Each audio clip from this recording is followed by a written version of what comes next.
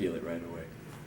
So Miles Dewey Davis, when you look back at Miles, what do you think of the body of his work?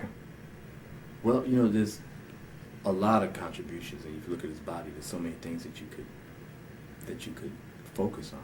But the thing that I like to focus on with Miles is how he really was aware of the connection between jazz and the popular music of the day.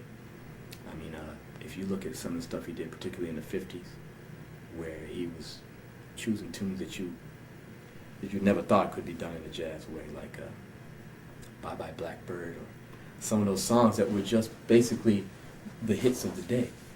And Miles always knew about the connection between jazz and popular music, you know, and you know, there's nothing like that. You know, when people hear a song that they know and then they hear a jazz artist treat it, there's nothing like that, because they know the framework, they know the song, so they can really understand what you're doing, and it helps them understand jazz also. If you hear Stella by Starlight on the radio as a pop song was it in the 40s or the 50s, and then you hear somebody like Miles do it, then you really understand jazz, because you know the basic song, you know the lyric, and then you hear how they treat it. You don't have to go to college, you don't have to do any kind of course, you get it right away. You know? And Miles taught me that. You know, he was always really interested in pop music, and he was always trying to figure out how he could use it to kind of infuse his music with some kind of currency. You know, and I thought that was really important, and it really struck me. And that's basically what I've been trying to do for my career. How did you get hooked up with Miles in the band originally? I was a cat here in New York playing bass on different sessions and playing in records and playing in clubs, and Miles needed a bass player, and he asked his sax player Bill Evans if Bill knew any good bass players. So Bill recommended me. It was as simple as that. And Miles called me and said, "Show up in an hour at CBS." And next thing I knew, I'm on. You know, I thought Miles was in retirement. You know, he hadn't done a record. This was 1981. He hadn't done a record since the early '70s or the mid '70s. So I thought he was finished. And next thing I know, I found out he's not finished, and I found out that he's recording, and I'm recording with him. So it all happened really fast. You know, I joined the band after that and stayed in his band for a couple of years. And I told him, you know, Miles, I really like to try to spend more time in the studio and try to learn how to produce and try to kind of grow as a producer and stuff. And he was real supportive. He said, "I'd love to have you in the band and go on and do your thing. You know, you have my complete support." And most people can't even imagine Miles saying anything like that. You know what I mean? But he absolutely was supportive of me in all that stuff. And a few years later, he left Columbia, who he'd been with for years. He went to Warner Brothers, and I knew Tommy LaPuma at Warner. So I called Tommy and said, "Look, I heard Miles is coming over there. You know, would you guys be interested in any material?" And Tommy said, "Yeah, you have something?" I said, "Well, I have some ideas, you know." Tommy sent me a tape of a George Duke song that Miles had been working on. You know, Miles had been working with George. George had written something for him. And I heard it and said, "Oh, Miles it seems like he's open to some, maybe a little bit more of a contemporary sound." Contemporary at that point being 1984, 1985, something like that. And I said, "You don't want me to send them to you?" He said, "No, just come on." So they came, you know, they sent me, I was in New York, they sent me to LA. I met with Tommy. I played him the cassette. He said, "Great, start." I said, "Okay, start what? Where's the band?" He said, "No, we want you to do it exactly like you did it on the demo," which was, you know, I did it in my home studio. You know, I was playing, programming, doing it myself. So he said, "No, we want it to sound just like that."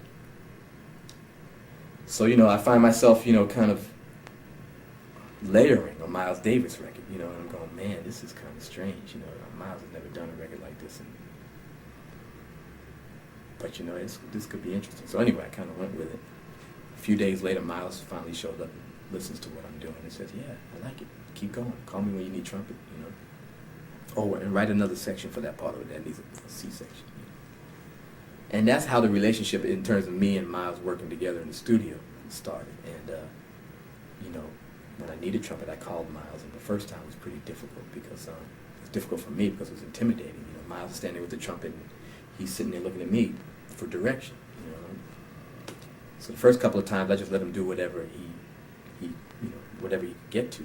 And eventually, he stopped the music and said, "Look, you have to tell me what you want me to do. This is your music, and You got to give me direction. So it was, it was kind of uncomfortable at first, but eventually I got comfortable because I realized if I give him some direction, he's going to ignore me anyway, but at least he knows what he's ignoring. You know what I mean? It's just kind of like if you give somebody a framework, then they have something that they can use as a springboard. So that's how it worked, and we actually got pretty comfortable making records like that. So we did Tutu, then we did a soundtrack for a movie called Siesta, and then we did a Modelo. And so that was 3 albums, and for Miles, 3 albums in the same mode is pretty much enough, then it's going to be time to change. And he was starting to look at hip-hop, and, we had some discussions, and he had been doing some work with Eazy-E, and he was saying, maybe you can contribute to some of this, but we were running out of time, and by 91, he was gone. Now, when you were in the band, in the performance situation, can you share some of your observations about working with Miles on a live gig? Yeah, well, the first thing that you realize is that, the first thing I realized was that Miles is, beneath that exterior, he was a very sensitive guy. I mean, you had to know that just by hearing him play a ballad, that he couldn't have been all rough, you know what I mean? You can't play that kind of sensitive stuff and not have that inside you, And I'd see it on the stage. We'd be up there playing, and he'd be staring at us, instead of staring at the audience, facing us instead of facing the audience. And, to the audience, it looked like he was arrogant, that he didn't want to acknowledge their presence. But to me, it was very obvious that he'd rather look at people he knew than look at 6,000 people who he didn't know. It was just more comfortable, and it was scary to turn around, basically. So, you'd see things like that from this side of the stage that you couldn't see from the audience, And he'd come up to me, man, during a piece, we're playing, and I'm jamming with the band, and he comes up to me and says, "Rah, rah, rah." I go, "What you saying, man?" "Rah, rah." And, everybody in the audience is trying to figure out what's he saying to Marcus, what kind of genius knowledge is he imparting on the young brother, And when I finally could hear what he's saying, he said, "Check out my shoes, man, these are nice, ain't they?" I said, "Oh, those are some nice shoes, man. Cicely bought them. What size you wear? I'll get you a pair." And those are the kind of conversations that we're having. "Oh, by the way, you're sharp." Oh, man. I'm sharp. Okay. I got a tuner right here, man, that's telling me I'm right in tune. Miles is telling me I'm sharp. I better flatten my bass. I better go down. But it was he was a real human being, man. He was into life, man. He was into you. When he talked to you, man, he was watching your face. When he talked to you, man, he was watching the way your mouth moved. When you were walking, he was watching the way you walked. He said, "Man, you walk like blah, blah, blah, You walk just like you play," he'd tell me, Or he'd say, "Man, that cat over there looks like Abel Gardner, How does a musician look like? Look at his face, But he was a student, man, of life and people. And Wayne Shorter's the same way. And you begin to realize that those are the kind of musicians who can make you feel something when they play music, because they understand humanity, They understand food, they understand sex, they understand life, They understand what motivates people, Not that Miles really probably consciously thought about what motivates people, but he knew what motivated him. And that's what came through his music. And that's why we all felt it. In terms of the gigs, how did you receive, were there a lot of rehearsals? Was it an intuitive kind of communication about the music itself? In terms of the gigs and the rehearsals, it was real intuitive. There was no real direct, instructions at all. Which, when you're in, when I showed up in that first date, he said, "Look, this is what I want you to play." He played F sharp and he played G. He said, "Boom, boom." Got it? I'm going, "Yeah, you played F sharp and G." He said, I said, "Is that it?" He said, "Yeah, let's go." So we're sitting down, and I've got 2 notes with which to kind of figure out what to do. So first I just play him. And Wayne bar, I'm playing him again. Boom, boom. And he stopped the band, stopped the recording. He said, "Man, is that all you're going to play?" This is my first time playing with him, first time meeting him. "Is that all you're going to play, just F sharp and G?" So I said, "Okay, we'll try it again." We tried it again. And this time I played F sharp and G and every other note on my bass in between. He stopped the band again. He said, what the hell you doing, man? Just play F sharp and G and shut up. So I said, oh, I get it. This is a test. I get it. So I need to ignore him, and I need to just play what's right for this music and ignore his ass, you know. So that's basically what I did, and we got through a whole take, and after the take, he gets on the mic and says, y'all play like a bunch of faggots, and then walked out of the studio, you know. But as he's walking out of the studio, I'm the last one near the door, and he's getting ready to go to the door. He looks at me and goes, and opens the door and goes in, you know. And I realized, man, he's putting us through what Bird put his ass through. You know what I mean? And there's legions of musicians who had to pay for what Bird and them cats did to Miles. Because he put us all through it, you know. But the difference was, man, that there was real love. At least that's what I felt coming from Miles in terms of our relationship. I mean, he especially at first, he put us through a lot of stuff. He wouldn't tell us what to play. Mike Stern asked him, Miles, what chord do you want me to play here? And Miles went to the keyboard with his palm. He said, play that. So Stern is like, okay, F sharp, G, G sharp, A. I said, Mike, that's not the point, man. You got to figure it out on your own. You know, you got to figure it out on your own. And you know, it took us all a while to figure that out. That, you know, and then we started doing these gigs, and man, and people started like railing on the band because, you know, they had such grand expectations for Miles, and what it turned out to be was musicians playing music, you know, so we could never live up to that. So that really kind of, I said, you know, to myself, you know, you just got to go for what you know. You got to play, make sure you feel it, and then let the chips fall, you know. And that's how Miles taught you, you know. You'd play. If you like what you play, he'd turn around and give you a nod. If he didn't like what you played, you know.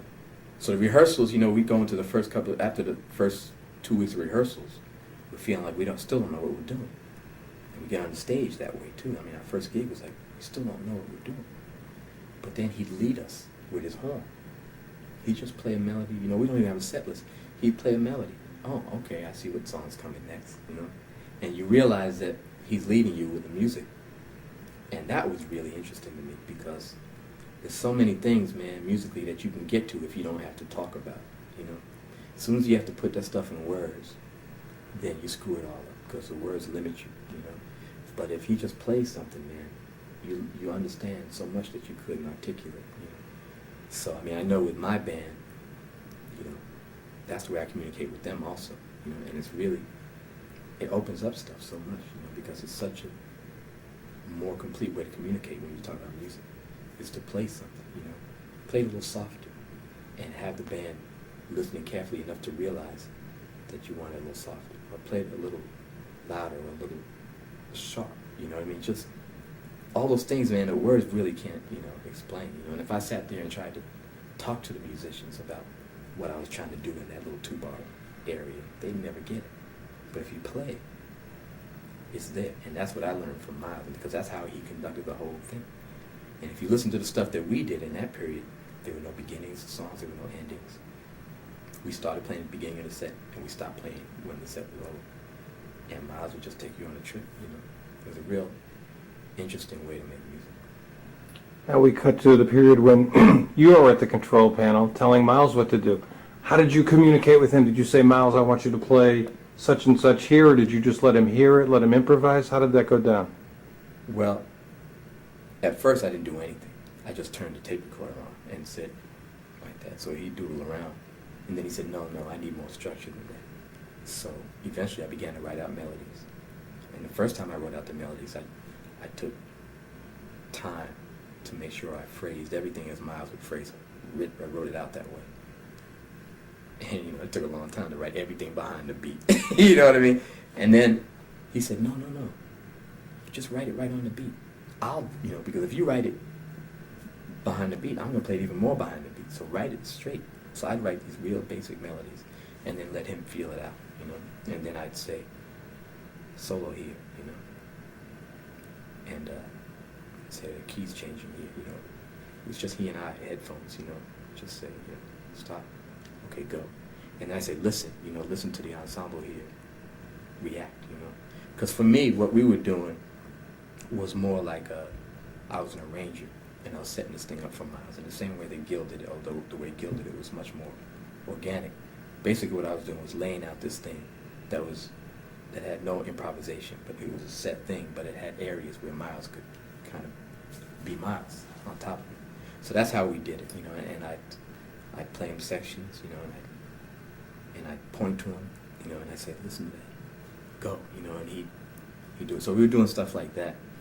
And then sometimes there's a song, Mr. Pastorius, that I had written. And, you know, I had this thing with Miles where, you know, and Al Foster and I were always trying to get Miles to play 4/4 again. And for him it was old, and he really wasn't interested.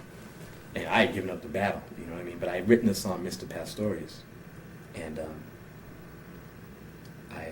it was in a soft jazz feel, but I figured that maybe if I keep it with two with a backbeat, Miles won't mind, you know?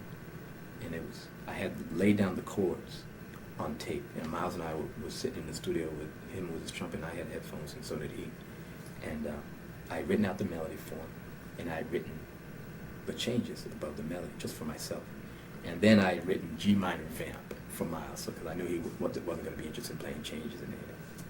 And he starts playing the melody, and instead of going down to the vamp, he goes back up to the top and starts reading the changes, just like he used to do back in the 40s and the 50s. It was instinctive. He wasn't even thinking, you know. He goes back up to the top. So I immediately signaled to the engineer to take the keyboard that I had just done with the vamp and say, kill the keyboards, listen to what he's doing. You know, he's playing on the changes. I had my bass. I just start playing behind him, into kind of funky. And he's playing, he's going, you know, I play 4, you know. So I start walking, you know. And he plays chorus after chorus after chorus, you know. And I'm like, oh man, do you hear what this guy's playing? You know, he just keeps going, he won't stop, you know, like 7 or 8 choruses. So finally he's done, you know. And he said, how's that? And I said, that's cool, you can go. So he splits. I run on the phone, I call Al Foster, who has been my partner in trying to get Miles to do something like this. I said, Al, you gotta get to the studio now and bring your drums. So Al comes to the studio, and he's listening, he said, oh man, that's it, man, you did it. Put me in record now. So Al's, you know, as far as Al's concerned, Miles was right there in front of him, you know, when he was overdubbing his drums. And Al played, and that was how Mr. Pastorius came. Then I went back in the studio, redid the chords, and redid everything to support what Miles had done. And that's how it came. So it was organic in its own weird technological kind of way. One second.